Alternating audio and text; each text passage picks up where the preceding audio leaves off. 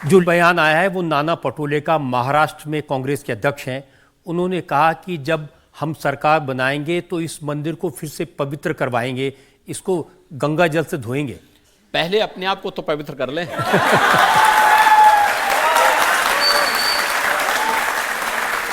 और राहुल गांधी तो बार बार अपनी हर पब्लिक मीटिंग में ये कहते हैं कि ये जो प्राण प्रतिष्ठा का कार्यक्रम है इसमें उन्होंने अमिताभ बच्चन को देखा, ऐश्वर्या राय को नाचते हुए देखा, लेकिन किसी गरीब को, किसी मजदूर को नहीं देखा। इनको शर्म आनी चाहिए इस प्रकार की भाषा का उपयोग करने में कि कोई गरीब नहीं था। ये श्रमिक कौन थे? जो मंदिर का निर्माण कर रहे हैं उनका महिमा मंडन प्रधानमंत्री अपने हाथों से कर रहे हैं। वे कुर्सी में बैठे थे, प्रधानमंत्री जी उनके पास जा जा करके पुष्प से वर्षा करके उनका सम्मान कर रहे थे। प्रयागराज में सफाई कर्मियों के पैर प्रधानमंत्री जी ने अपने हाथों से धोए। यह पहली बार हुआ है। आखिर कांग्रेस में राहुल गांधी के पर नाना प्रधानमंत्री थे, उनकी दादी प्रधानमंत्री थी, उनके पिताजी प्रधानमंत्री थे और 2004 से 2014 तक उनकी माताजी सुपर पीएम के रूप में कार्य कर रही थी। आखिर इस दौरान कभी इनको किसी गरीब के घर में जाने की बात तो दूर, किसी गरीब से संबंधित कोई योजना उन्होंने बनाई हो जिसने उनके जीवन में व्यापक परिवर्तन किया हो?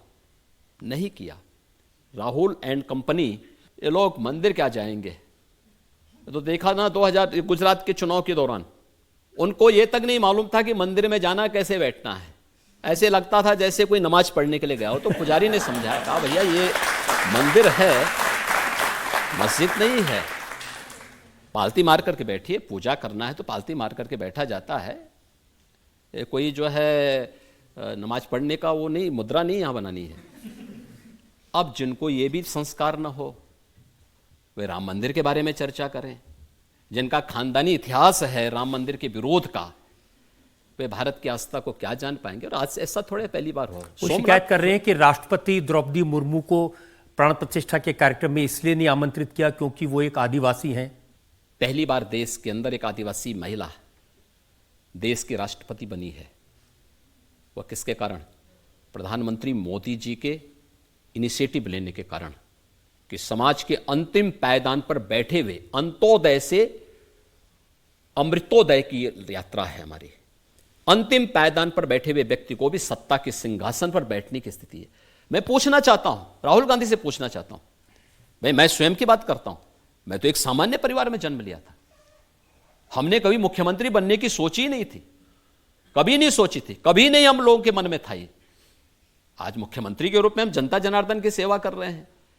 ऐसी बात मैं कह रहा हूं कि निमंत्रण पत्र सबको दिया था, आदरणीय राष्ट्रपति जी को भी, आदरणीय उपराष्ट्रपति जी को भी, पूर्व राष्ट्रपति आदरणीय रामनाथ कोविंद जी को भी। जिस सूची में हर तबके के लोग थे, तो अमिताभ बच्चन भी उसमें थे।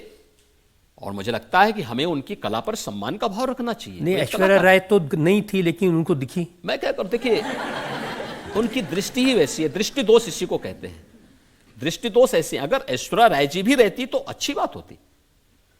भाई आखिर वो भारत की नागरिक है, उनको आने का अधिकार है।